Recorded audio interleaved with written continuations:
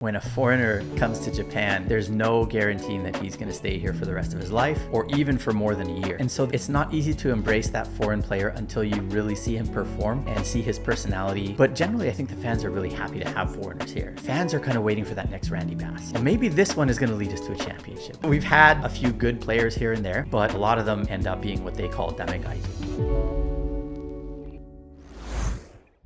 Hey there, and thank you for tuning in. We're excited to bring you another great conversation today. If you like the show and want to support us, please hit the subscribe button so we can keep bringing you great content week after week. And if you're feeling extra generous, give this video a like and share your thoughts and comments down below.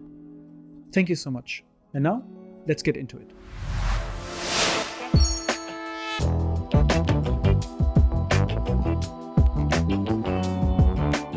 Welcome to Unpacking Japan. I'm Toby, and today we're sitting in a studio with Trevor. Thank you so much for coming. Thanks for having me. You're a Hanshin Tigers content creator. You're the man behind the English blog, Hanshin Tiger English News, where you've been covering this iconic baseball team of the Japan Baseball League for quite a long time. You've got many stories to share, and I want to learn a lot about Japanese baseball today. But maybe let's go back to the beginning a little bit. You came in 1998 to That's Japan. Right. You're originally from Canada, Winnipeg. What brought you here? So I was a university student pretty much right up until I got here. And I was looking to become a teacher. My major was French. I went to French immersion school growing up, and I wanted to be a French teacher in a French immersion school, just like the one that I had attended. But I was told by university professors, and just the general vibe in the community was there aren't a lot of jobs because the baby boomers are hanging on to their jobs until retirement. There's maybe 2-3 years until, there's going to be this great, opening for positions. But until then, it's really tight.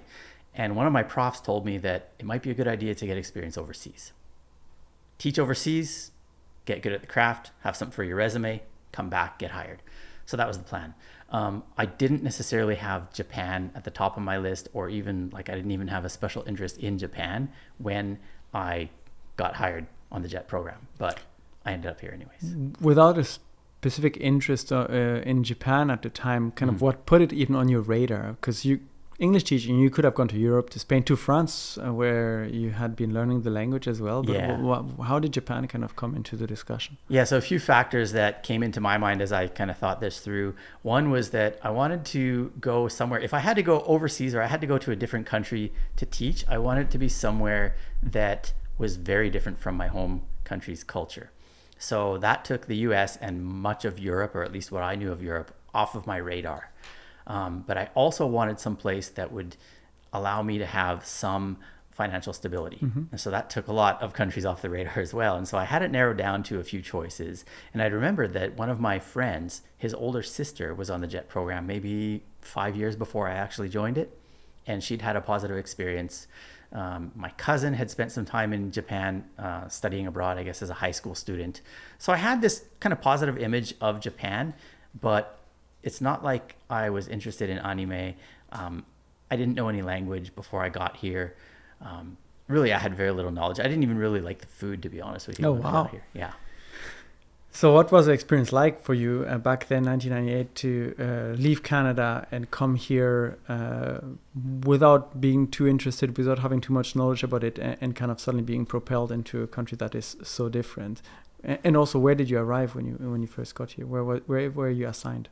So that was part of the interesting part, is that I didn't actually get accepted onto the JET program right away. So I was put on the waiting list. In other words, even if I had said I want to be in Osaka, I wouldn't have gotten it because I was originally rejected. But within a week of being put on the waiting list, I got a phone call and they said, well, we've got an opening. It's in Okinawa. Is that okay? And I said, yeah, sure, without too much knowledge even of Okinawa outside of the Karate Kid. Yeah. So that's kind of a big contrast, right? Winnipeg, known for its harsh winters, and suddenly you are in tropical Okinawa, change of climate. Did you have a good time there? I had a great time there. I actually spent 12 years of my career there, of my life there. Yeah. So just 2 years on JET, and then I moved on to other positions. But the climate was actually for me, it was a welcome change. Like I wasn't a huge fan of winter. It was nice to be able to wear t-shirts most of the year, be outside most of the year. So I really like that part of things. But there were parts of it that were difficult as well. What were some of those challenges of kind of living in Okinawa?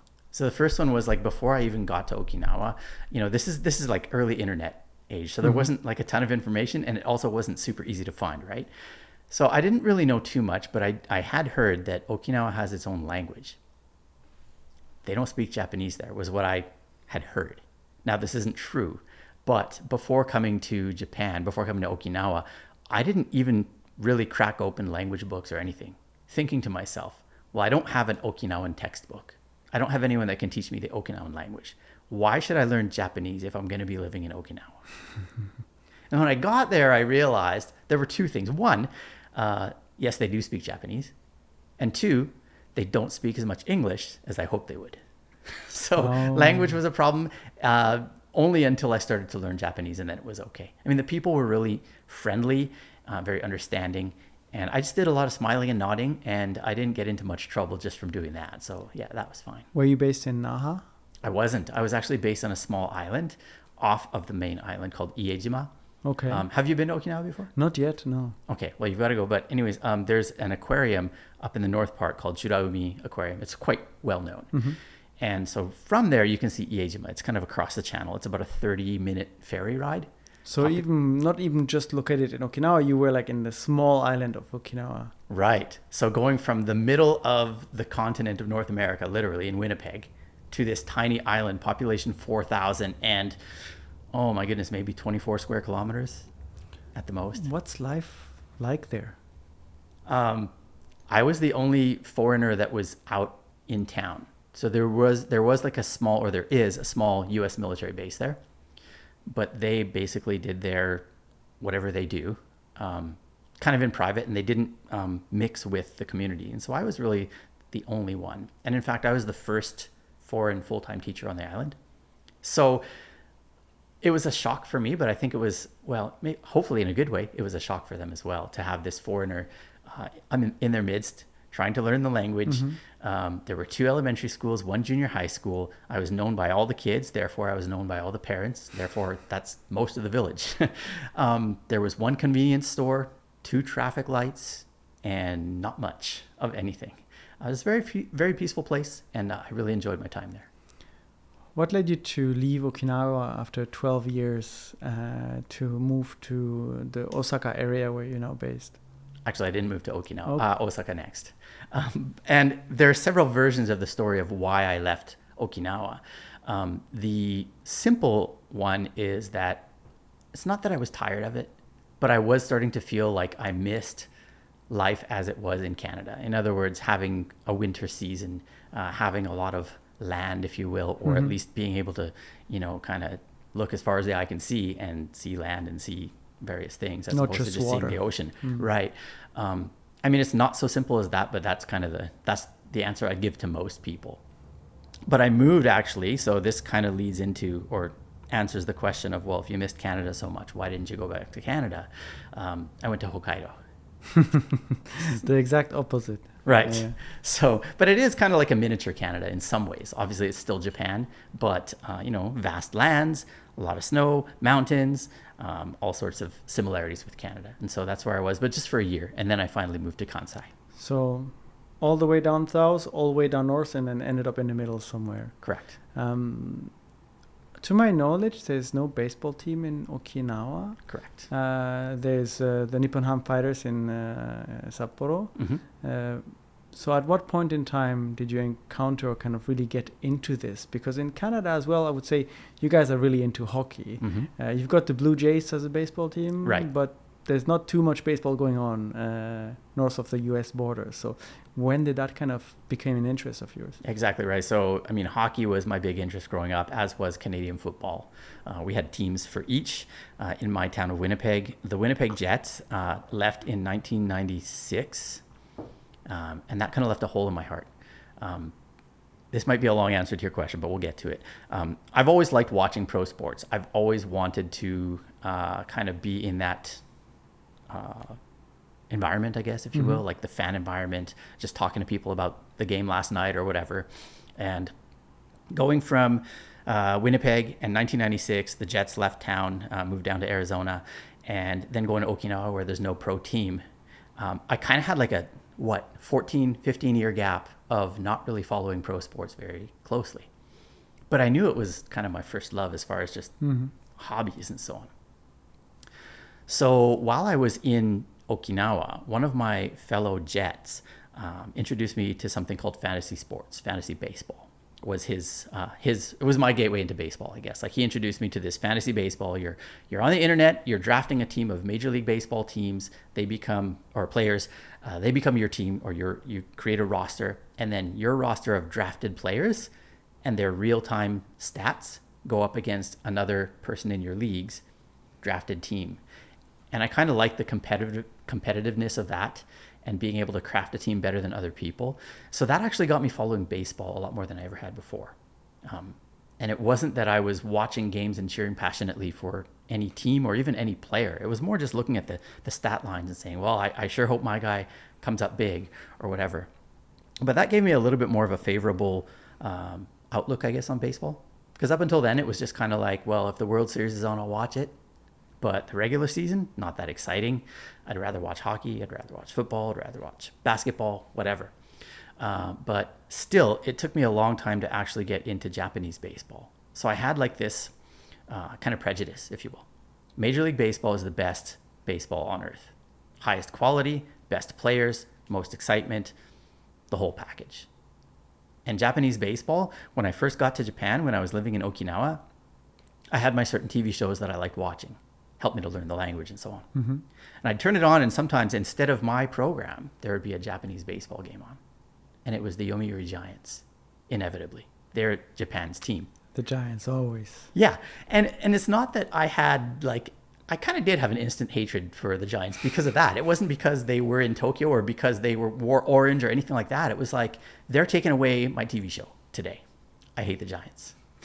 So, where are we going with this? That was kind of my first exposure, but it was also like, I never really thought to myself, maybe I should give this Japanese baseball a try.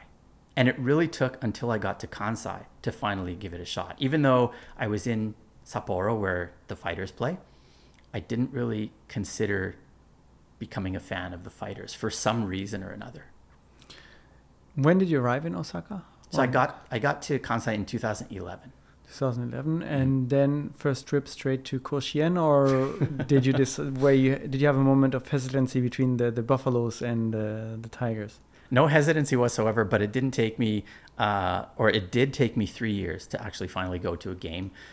So I moved here for the purpose of getting married. My wife is from Kobe, and that was the reason that I moved here. So my first year in Kansai was the engagement period, where sports kind of took a back seat. And then the next year was being a newlywed. And so sports were still in the back seat. And then there was, just discovering Kansai a little bit more. That maybe took a year. So again, not really giving priority to baseball or to sports. But I was working at a boys' school, junior high school in Kansai. And, the lunch table, the talk at the lunch table was always yesterday's game. The sports papers were always on a rack kind of beside the lunch table. And I finally, I think something just, this bell went off in my head, or this light bulb, I guess. Oh yeah, pro sports. You like pro sports. Hey, this is community. There's people talking about last night's game. You used to do that all the time. And so that was probably where I first got this idea that maybe I should give Japanese baseball a shot. That is the core of this community. Right? Nobody's talking about the Buffaloes. And that's the reason there was no real who should I cheer for type of thing. I wanted to cheer for the team that my coworkers, people in the community were cheering for. And everywhere you go, as you know, it's yellow and black. The Tigers. So you originally, kind of when you got into baseball, had some prejudice about the Japanese Baseball League, and it was all about just the major league in the United States. And then you finally, through the community, get into Japanese baseball and kind of get curious and kind of have a team to cheer for. What did you discover at this time about the Japanese Baseball League that made it so unique and so interested, and to the point that you ended up kind of making a whole website about your team in English? Well, we can maybe back this up a little bit because, yeah, the making of the website and creating the content actually ties into why I became a fan in the first place as well. And that's that when I was a youngster, I always wanted to be a sports journalist. I wanted to be a sports reporter. I wish I could be a pro, whatever, athlete. I think a lot of guys do. A lot of kids grow up thinking, I'm going to be the next Wayne Gretzky or the next whoever, right? But it dawned on me that I wasn't that good. Well, if I can't beat them on the floor, on the ice, on the field, I can beat them with my words because I think I've got a bit of a gift with writing, with speaking, and so on. And so I kind of shifted my ambition to being a sports journalist. But that hit a dead end when I was in university. So that's another kind of like, just like when the Jets left Winnipeg and I was left without a team to cheer for. In university, I hit that dead end and I stopped kind of dreaming of becoming a sports journalist. But it came back to me. As I said, I came here, got engaged, got married, had a bit of a cooling down period, looked around and went, what am I doing with my life? It wasn't like I had some existential crisis or anything like that, but it was still just like, is this it? Am I just going to be an English teacher the rest of my years in Japan or in the world? Am I really meant to do that? Am I really going to be happy doing that? So I started to talk to a good friend of mine who is a life coach. And the question that he asked me that started all of this was, if you could do anything and throw away pay and practicality, but if you could do anything with your time and with your life, what would it be? And the answer was immediate. I would be a sports journalist. And he said, well, why don't you try that then? Start a blog about, I don't know, the Hanshin Tigers or something. And he's American. He's living in Japan. He's not a Tigers fan per se. So he wasn't trying to, push me into something, but he just said, this might be the best thing for you. He wanted his own direct source of news in English. Could be. But so I gave that a try and I just went with it. And so, it was that combined with the talk around the lunch table at work and the fact that I didn't really want to do English teaching anymore, or I didn't feel happy or fulfilled in it anymore, that led me to start creating content. And I don't remember if that was your question or not, but that's... That kind of was my question. Okay. Which leads me to the next one. So you kind of got interested through this lunch table talk and this community. And when I asked you about choosing between the Buffaloes or Tigers, you said that it didn't really matter. It was just about being part of the community and everyone was cheering for the Tigers. Mm-hmm. The Tigers have quite the reputation in Japan. For someone who maybe knew or heard about them but never really went to see a game, never really got engaged, what was that experience like for you to kind of suddenly enter Tigers fandom and kind of be part of the experience and maybe seeing your first game at the Koshien Stadium? All right, well, I'll tell the story about my first game at Koshien, because this came soon actually after I started the blog. The blog came before I ever went to Koshien. My wife gave me tickets to a game as my birthday present. And those tickets happened to be a game against the Nippon Ham Fighters, the team that I didn't choose, or I chose to not choose. And the pitcher on the mound that day for the Fighters was none other than Shohei Ohtani, who is now the greatest baseball player in the world. Wow. 19 years old at the time. He proceeded to shut out the Tigers for 8 innings, struck out 11 guys, allowed 1 hit. So the Tigers basically were a non-factor in that game. And yet somehow there was something about being there that ignited something in my heart. And I said, I'm riding with the Tigers. It doesn't matter that we only got 1 hit today. It doesn't matter that we got blown out by, a great teenage phenom. I'm rolling with this team. And I think it was Koshien Stadium that did it. It's the atmosphere at Koshien. It's just that feel of being at the ballpark and rooting for the home team. What kind of atmosphere can people expect? I know there are the stories of the release of the balloons and the kind of the way the stadium is built, the sound, and also the fans that are very adamant, perhaps more vocal than other stadiums in Japan. What was it that kind of got you hooked in that stadium? Several things. The first one, though, I think is that when you, in order to get to the stadium, you've got to ride the trains. The trains are owned by Hanshin. So Hanshin's getting your money before you even get to the stadium. But when you get on that train to go to the game, the fans are already dressed in their gear. So you can see some that are just wearing like the jersey and the hat, but some of them are out in full on like their war wear, their war gear. And so you really feel like you're part of something powerful. Right from the time you get on the train. You get off the train at Koshien Stadium and walk the 3 minutes from the station to the stadium. And there's just thousands and thousands of people wearing white, yellow, and black, all sorts of different jerseys. A lot of them are customized. And I find that kind of interesting. I'll just kind of sidetrack a bit here, but Japan is a society that is largely conformist, right? We want to do what everyone else is doing. We don't want to make ourselves stand out. But when you get to the ballpark, I think it's a different story. Everybody has got their own jersey or their own style when they get there. But just to see that, it's just a real feast for the eyes, and the sounds of the fans chattering as they're going towards the stadium. You get into the stadium and the whole infield is all dirt, whereas no other stadium in professional baseball has an all dirt infield. Oh, I didn't know that. And so it's a unique feature of the stadium. It's also the oldest stadium in Japan that hosts the National High School Championship. And so it has a history, it has a prestige, it has like just this kind of like, it's the mecca, of baseball for every Japanese boy who's ever, thrown a ball or swung a bat. Taking that away from the Giants based in Tokyo that have their own reputation, but that can compete with this kind of unique atmosphere and legacy. So let's talk about the history a little bit. Before we started recording, you mentioned that actually the Hanshin Tigers were not always called Hanshin Tigers. They were the Osaka Tigers before that. What led to the reputation of this team being so historic and this ballpark kind of having retained this kind of iconic status?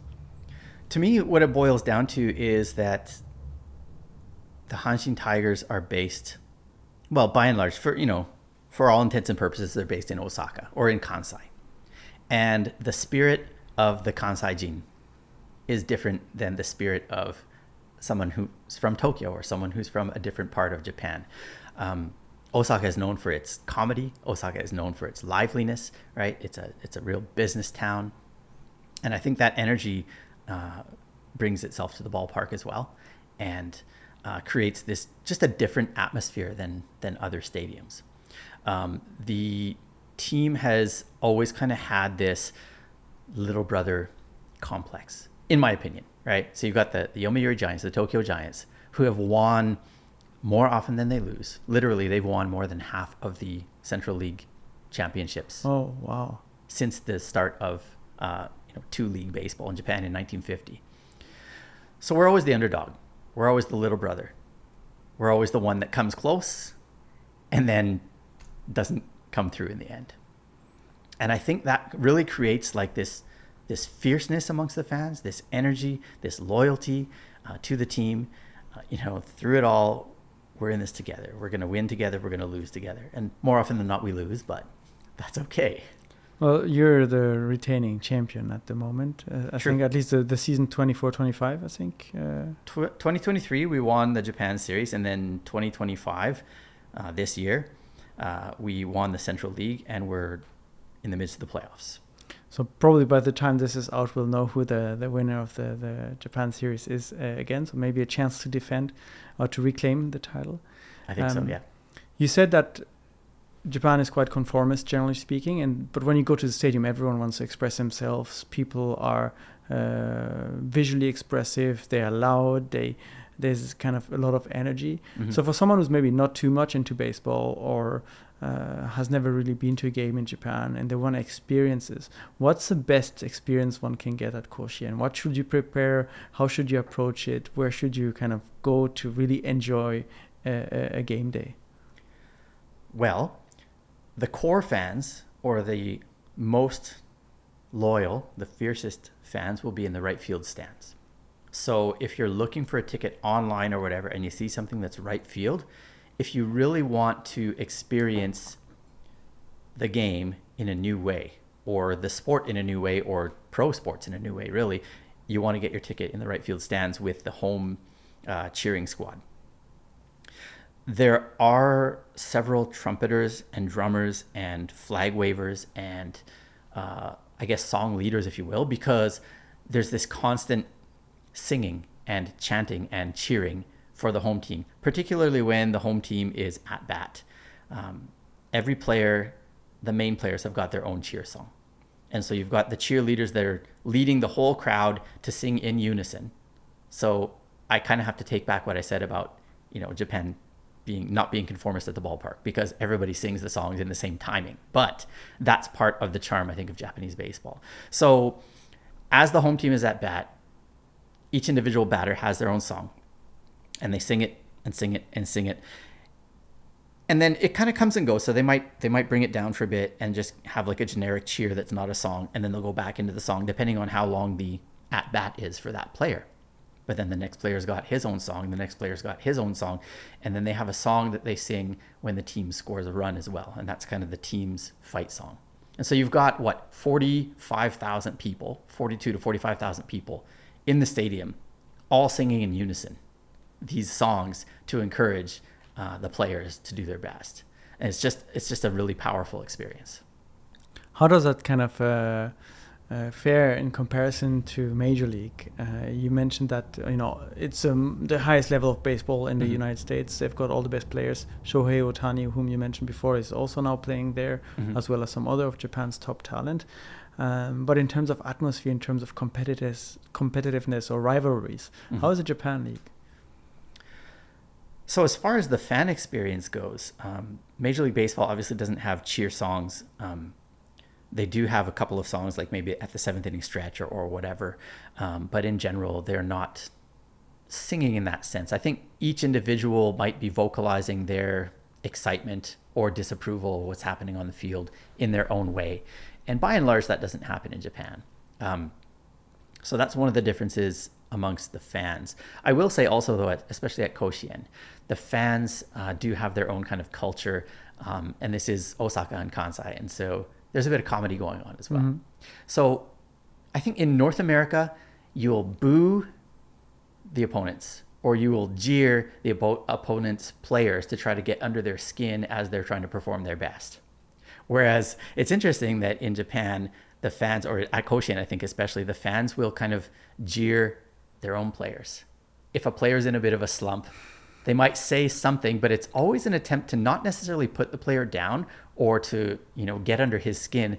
But half of it is to just blow off some steam, and the other half of it is to make the people around you laugh or feel comfortable or feel happy or whatever. So that's kind of another difference that I've noticed as I've gone to games in both countries. As far as the product on the field, I think there's maybe, I kind of hesitate to say this with too much conviction, but I think there's maybe a bit more sportsmanship in the Japanese game than there is in the American game. Okay. Yeah. I mean, I think there's a mutual respect on both sides, but in general, I think there's maybe more sportsmanship here. So it's more about the team and playing together and winning rather than individual stardom and, let's say, very big paychecks, as is often the case in the United States. Absolutely. The bottom line for, I think, almost every human on the planet is, if I can make more money, I will, right? Nobody's going to reject a greater paycheck. And so the players are trying to get a better salary for the next year or whatever it might be. But so an example of that would be that, players here will tend to sacrifice themselves within the game in order to advance a runner or in order to score that one run, even if you're not a hero because you bunt the ball and you're out at first base. Whereas in North America, by and large, a player kind of cringes at that idea or hesitates. And even the managers don't make those decisions for the player to sacrifice himself so that the team could score that one extra run. One of the traditions of the Tigers that is always mediatized is people jumping into Dotonbori River. Where does this come from? How did that even get started? That's an interesting story. It started in 1985 when the team won their first Japan series. And, the team had never won the Japan series before. It had been 21 years since they won the Central League. So this is a 6-team league. And if you don't win in 20 plus years, that's a badge of shame, is it not? I mean, mathematically, you should be able to win every 6 years if it was distributed equally. But 20-year slump. So apparently, this high school kid who is the son of a rakugo artist, I believe. And he actually was a Giants fan. But at school or whatever, after school club, one of his friends says, hey, the Tigers are going to win the pennant. And he is like, no, they're not. He goes, no, I'm serious. They're going to win. He goes, if they win the pennant, I'll jump off the Dotonbori. I'll jump off the bridge into the Dotonbori River. And so he was the first jumper, apparently, in 1985. And that's now tradition, despite the police's numerous attempts to stop the jumpers because the river is not the cleanest. Yeah, exactly. And they're still doing it. So if we go back to now your journey with the Tigers, we talked about the team and the atmosphere and so on, but you started writing about them. You were questioning a little bit your career at the time, like, do you just want to do teaching or do you want to do more? And the answer is, I want to do sports journalism. So you established that website, Hanshin Tigers English News. What kind of change? What started happening for you when you started reporting on them, when you started writing? Because there's an endless amount of content to write about baseball, considering the amount of games and things that are happening. Well, I really started to come alive, for one. I just feel like I was excited to do something every day. And not that I was depressed before that or anything, but certainly I just had a lot more excitement. Like, hey, I'm going to watch this game and I'm going to write down how I saw the game unfolding, or what I thought went well or didn't go well, or which player or which coach needs to make some improvements or whatever. And so I started to post it, and I would get comments mostly from overseas. But it made me realize that there were people out there that cared and that appreciated what I was doing. And that just spurred me on to keep doing more and more. So it really just it made me obsessed, honestly. Like, I felt like I've got to watch every game because there's people that want to read about this. There's people that want to hear about this on my podcast. So I better make sure that I'm putting out a product that is going to be worthy of their time. I don't want to sound like someone who doesn't know what he's talking about. And keep in mind, like, I didn't really follow baseball as a sport really until I started to get into the Tigers. I had my fantasy baseball, decade or so, but that doesn't really give you knowledge of the game or a strategy or anything. It was just numbers at that time. So I kind of felt a responsibility. Like, if I'm going to make myself the expert and make myself sound competent, I better do the homework. So I started to read magazines, books, websites, listen to other people's podcasts. I just became like a full-on Hanshin Tigers nut. Did that then eventually lead to open doors to also connect with the team, with the player in an official capacity in a way? Because I imagine that if you started that website, you also probably saw that there's not much out there on the Tigers in English, unless maybe they win something and there will be an article in the national newspaper. But you were kind of the gateway to people to get to know the team, the players, what's going on in English. Yeah, like one of my first objectives, if you will, was to share about the Hanshin Tigers with the English-speaking population. And one of the groups of people that I had in mind when I did this was the players' families back in the States, the foreign players' families back in the States. I thought to myself, because I did the Google searches in English for Hanshin Tigers and nothing came up in English. Well, I can imagine. So at the time, the two main Americans were Matt Merton, Randy Messenger. They'd been with the team for a good 4 or 5 years when I became a fan. I would imagine that their families want to know how they're doing. But I also imagine, knowing the rigors of the baseball season, they probably don't get a lot of chances to talk to their son, their brother, their cousin, whatever, and find out in detail how he did last night. He went 1 for 4. He, won the game, whatever. So maybe if they discover me, that's going to help. That's going to kind of provide a service for them as well. And in fact, that's what ended up happening. It might have been maybe within 4 months of starting that I received a comment on my blog from Randy Messenger's mom. Wow. And that thrilled me to no end. Like, that was the exact kind of target I had in mind. And to know that I was reaching them was really special. Did you then end up working with the Tigers, like the official team in a way, to kind of cover specific events, specific games in English in the capacity of a sports journalist? Actually, no, never. Not in an official capacity.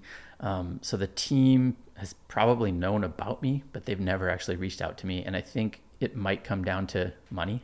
And maybe their perception that there is no real audience out there for what I was doing.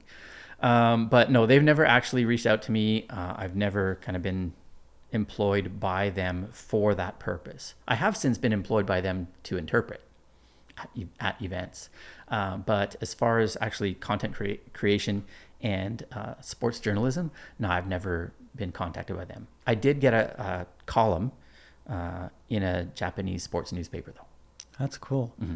So the paper contacted you and kind of saw your work, and they wanted you to write a piece for them. Yeah, it's kind of a long story, but I think it's an interesting one. It all came about when I put out on my website a logo design contest. So this is 2016, maybe. I wanted a new logo for Hanshin Tigers English News. So I put it out to my fan base, if you will, or the people that were following the team. Hey, can you create me a good logo? And one of the guys, he's an American that's based in the UK. He runs a company or whatever called Rockcore. And Rockcore is pretty awesome what they do. They have events in different countries around the world. They have people volunteer for 4 hours.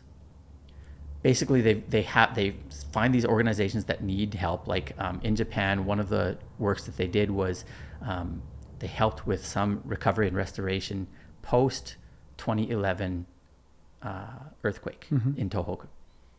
So they got organizations that were looking for volunteers to do some restoration work there. Rockcore kind of partnered with them and said, hey, we'll get the volunteers.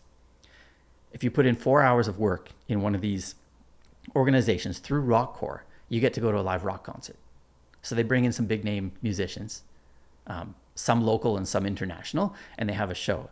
And you can't buy a ticket to that show. The only way to get in is by volunteering. That's cool. So this guy was a fan of the Detroit Tigers, happened to be interested in Japan through his work in Rockcore, became a fan of the Hanshin Tigers, but doesn't speak a lick of Japanese. So until I came along, he had no way of knowing anything about the Hanshin Tigers, even though for some reason he loved them. So he reached out to me and said, I think I'll be able to design a logo for you. He never did. But what he did do was he got me in touch, or he got his PR company in Japan in touch with the newspaper that I got the column for, and said, hey, there's this guy in Kansai that you guys might want to feature in one of your stories. So they featured me in a story. I guess the story was successful because within a few months, that newspaper came to me and said, would you be interested in writing a column for us? So you never know when you put something out there who it's going to reach and kind of where this is going to lead to. 100%. Yeah. I had no inkling that was going to happen. And, you know, I've met his name's Stephen Green, the CEO of Rockcore. I've met him on several occasions, gone to games with him as well. But yeah, I would have had no idea. I didn't know that he existed, Rockcore existed, that he had connections that were going to help me. But it's done a ton because having that column has then allowed me to be noticed by the team, by other media outlets, by TV programs, by other newspapers, and so on. You've now covered the Tigers for a while. You originally got interested a lot in the stat aspect of things from what you were saying earlier. Yep. But I imagine an interest in a team kind of changes over time, what you focus on at a given time. So nowadays, what still keeps you hooked with the Tigers and with Japanese baseball? And how different is this from the beginning? You know, I think that my overall like big picture interest is mostly the same, in that my original goal was to help the Hanshin Tigers to reach the world, if you will. Not in a missionary type of work, but just to help the fans that were out there to be able to access the team better. And I think just having a knowledge of, well, now baseball, of Japan, of Japanese language, Japanese culture, but also of world culture in general, I still feel like I'm bridging gaps and I'm helping the Tigers or the baseball community to be able to communicate better. So these days I've been a lot more interested in the interpretation that goes on within the game. The foreign players that the Hanshin Tigers recruit come over for, well, at least a year, we hope, and at most, well, as long as they're successful. And a big part of success living in Japan is being able to blend in or being able to integrate into the community. So in the case of the individual players, they have to be able to integrate with the team, with their teammates, with their coaches, with the media, whoever it might be. And I've really become interested in how that works. I've started to kind of dip my finger a little bit into interpreting myself. And so through that, I guess my most recent endeavor with the team is that I've been an interpreter for one of the legendary players, actually going back to 1985, Randy Bass, who was the key piece in the team's success in 1985. He is still a god in Kansai. So when he comes back to Kansai and the team wants to have him be part of some major event, he needs an interpreter. And so I've been his interpreter of late. But really just, beyond that, like, oh, good for me. Sure. I'm not really doing this to, like pump my own tires or anything, but rather like when I see the new players coming in and year out, I'm always a little bit concerned about how they're going to adjust. Do they have the right personality? How are the interpreters doing with them and for them? What are the interpreters doing? And are they doing too much? Are they being asked to do too much, I should say? So it's about the foreign player, but it's also about the Japanese interpreter. And how does that work together to create success? Usually, some star Japanese players will go to the United States, play with the Dodgers, for example. But there are some foreign players coming to Japan, as you mentioned. There's always one or two on some of the major teams. Mm-hmm. You explain how important it is, the integration and how they kind of mix with the team, their cultural fit and so on. What have you observed? What are some of the challenges that these players face, not necessarily on the general side of like, speaking Japanese and so on, but maybe you mentioned the collectiveness of the team, the way the teams play together as opposed to in the United States, for example? A couple of things that I could really point out. One is kind of exactly what you said, in that a player will tend to be more successful if they're able to see that this is not American baseball. Like, baseball is baseball, and the rules are generally the same, and hitting the ball is the same, but how you win the game, how you work out, how you do all of these things as a team, how you travel, anything, you kind of have to throw away what you know and say, I'm in a new land with a new set of rules or a new way of doing things, and I'm going to just roll with how they do things. I'm going to accept it. But some of the players will come here and say, well, that's not how it's done in America. Or I'm an American, so I'm going to do it I'm going to do it my way. And well, for some that works, but for most it doesn't. So that's one. And then the other, I think, thing that we tend to overlook when we see this guy on the field with a bat in his hand or whatever the case might be, is that he's a human just like you and I. He's got a family. In fact, most of the players that are brought over are married, and a lot of them have kids as well. So how's their spouse doing with moving to Japan? How are their kids doing adjusting to Japan? And these things will greatly affect the performance of the player on the field. If he's had a long, hard day at work in the hot Japanese summer, he's exhausted by the time everything's over, and he goes home and his wife is stressed out, it's not going to be an easy life. It's not going to lead to a better tomorrow for him. So that's one thing that I think the players really need to be aware of. I think a lot of them are, but it's something the team and the fans should probably be aware of as well.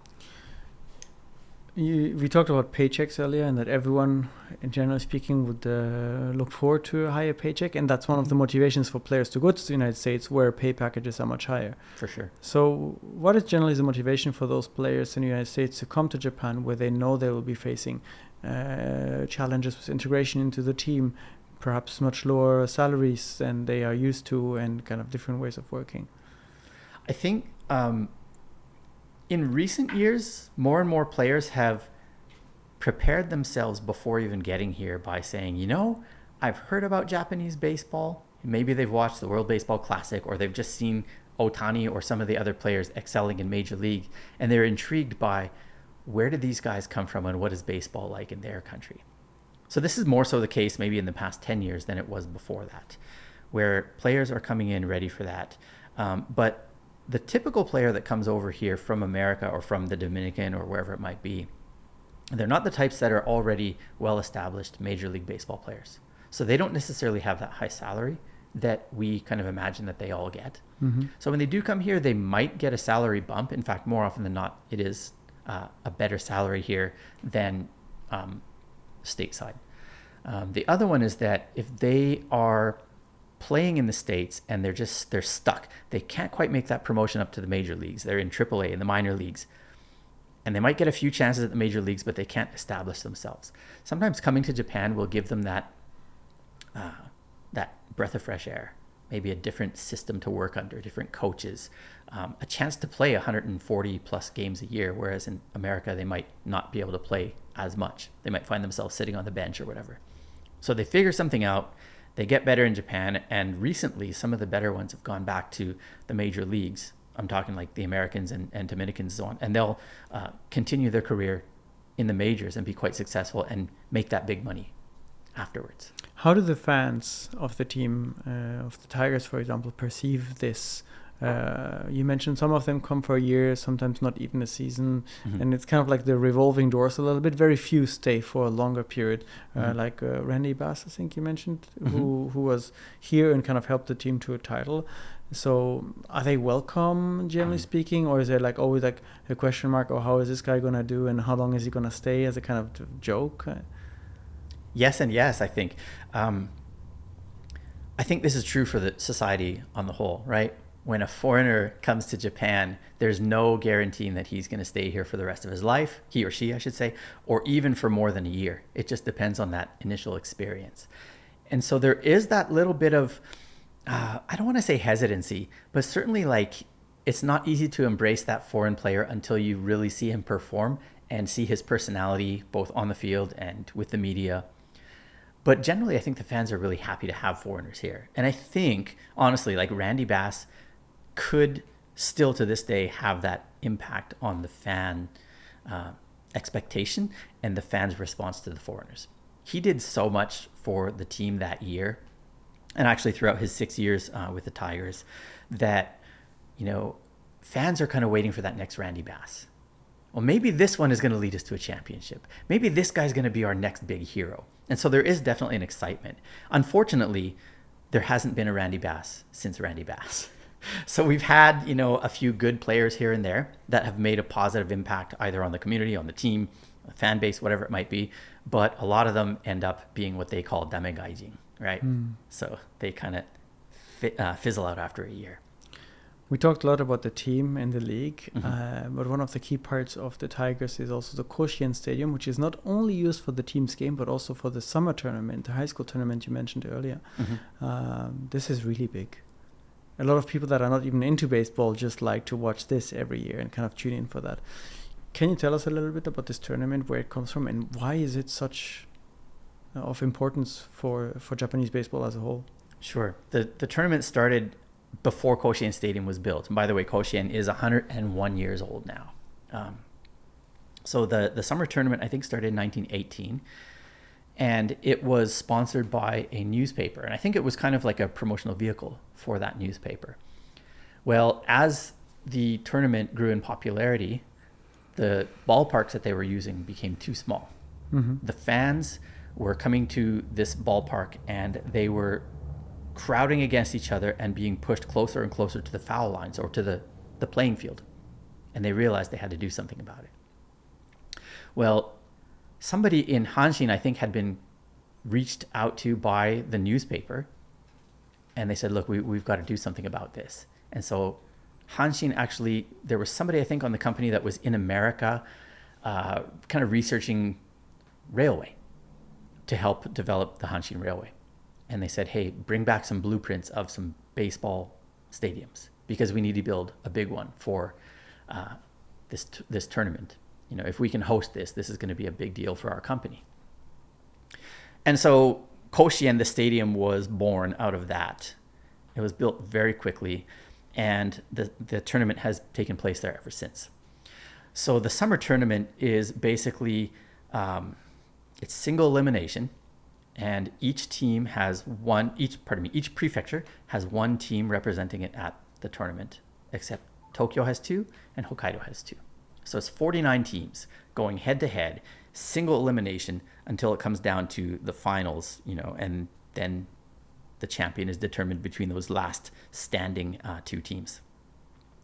Now, I think one of the reasons for its popularity, besides baseball being popular, is that this is a chance for people to root for their home prefecture or their hometown, or for some, it might be the actual high school they attended.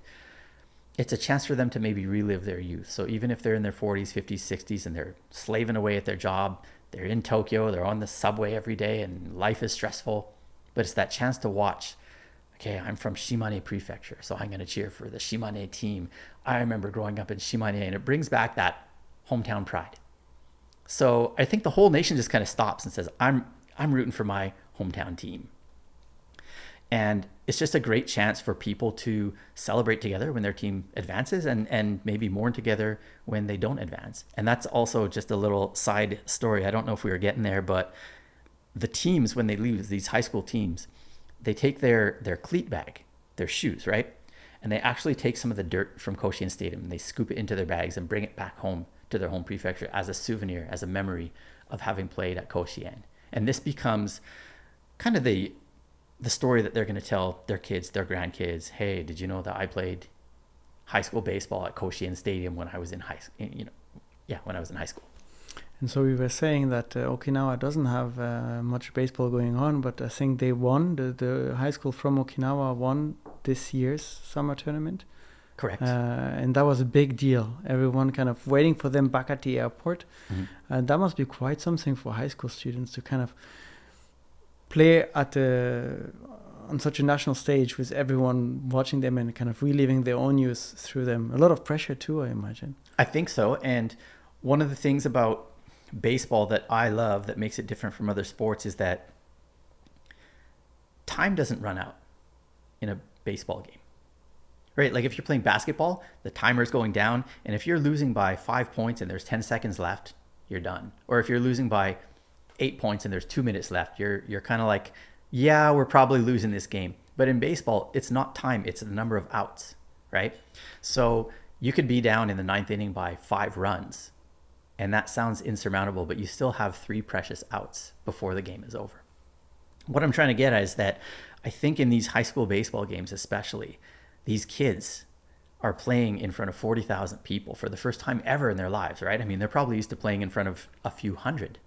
Now all of a sudden there's 42,000 at the stadium and millions watching on TV. And they're down to their final 3 outs before they win the big game and advance to the next round or win the whole tournament. Try and tell me that they don't feel that pressure, right? And that's where drama is born, because errors happen, right? Pitchers hold the ball a bit too tight and maybe they lose control, or the player, tries to throw to first extra hard because he wants to, make his name known or be in the spotlight, but he throws it too hard or he throws it in the dirt, and drama is born. It's just exciting for everybody. So where does that leave you today after so much effort covering them and kind of making yourself known to the community, to the fans, and providing so much information to the overseas fans as well? What are you working on now, and what are you still wanting to do with the Hanshin Tigers? I'm in a bit of a kind of a lull, if you will. Like I stopped updating my website about a year ago, and I stopped creating my podcast. I just felt like it was time to take a step away from everything and see how much I missed it, or to see how important it really was to me. If there was something else important that I wasn't allowing myself to do because I had put so much time into the Hanshin Tigers English news community. And to be honest, I miss it. Like I haven't really filled that void with anything specific right now. As I said, I was able to do some interpreting for Randy Bass when he came to town. So I kind of got that little inroad with the Hanshin Tigers team, because now they have to know who I am because I was right there at the big event. I've done some interpreting for an author who was interviewing Japanese coaches, managers, cheerleaders, beer vendors from the ballpark. A friend of mine who's written a really good book called Inside the Japanese Game. And he looks at all these different professions that make baseball what it is. And so I interpreted for a lot of his interviews. So I think like interpreting is something that maybe I have a gift at, and I think it's something that, especially when it comes to baseball, I don't think anyone else can do it like I can. So I think I've kind of found like this, hey, this is me type of thing. But what it comes down to really is that I think I'm pretty open to just doing whatever I can to help build community. You know, community is the whole motivation for me getting into baseball here in Japan. Being part of this greater group, greater than myself, greater than my career, greater than anything else. And to kind of open the doors to other people that might want to be part of that as well. So whatever that might be, right now it's not actually the website or the podcast, but it might just be more one-on-one stuff. Like somebody wants help getting tickets, or somebody wants a tour of Koshien and says, hey, can you take me to a game? You know, we'll cover your ticket or whatever. Oh yeah, I would love to do stuff like that. So yeah, to me, it really has never really been about making a name for myself or getting big or creating content that's going to go viral, but it's about letting more people in. And I think whatever that takes, as long as I've got the gifting and I've got the time to do it, I want to help people. So maybe not on the website, but people will still see you in and around the stadium in connection with the Tigers. This is going to stay. So if they have a lot of questions, they can reach out to you. Mm-hmm. Do you feel like we kind of covered the Tigers well, the Japan Baseball League? Is there something that is important to you, maybe that we didn't get to, that you would have liked to share today or tell people? I think we mostly got to it. I just maybe want to reiterate the fact that, you know, sports can really bring people together. It's a very powerful vehicle to help people to get emotional with each other, you know.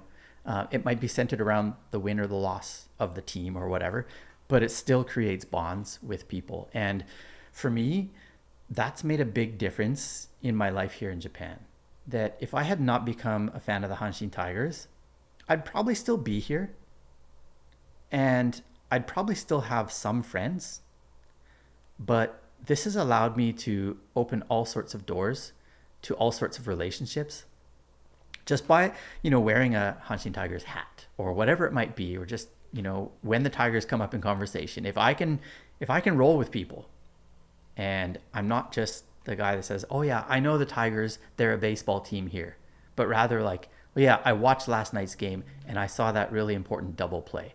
Whoa, you're one of us.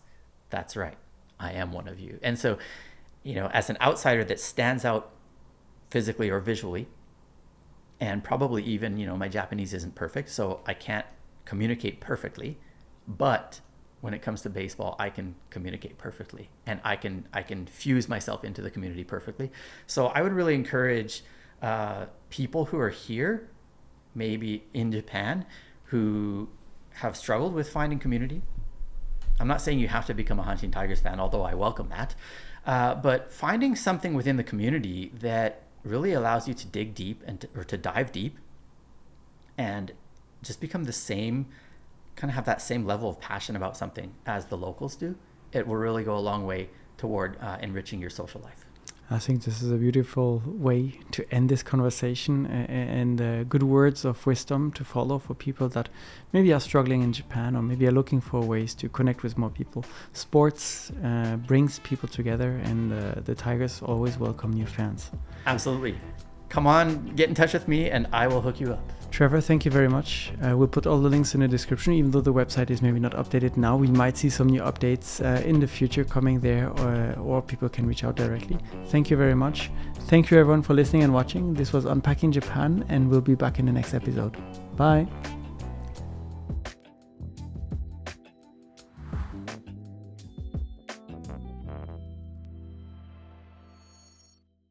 Thank you so much for joining us today. I hope you enjoyed this episode as much as I did.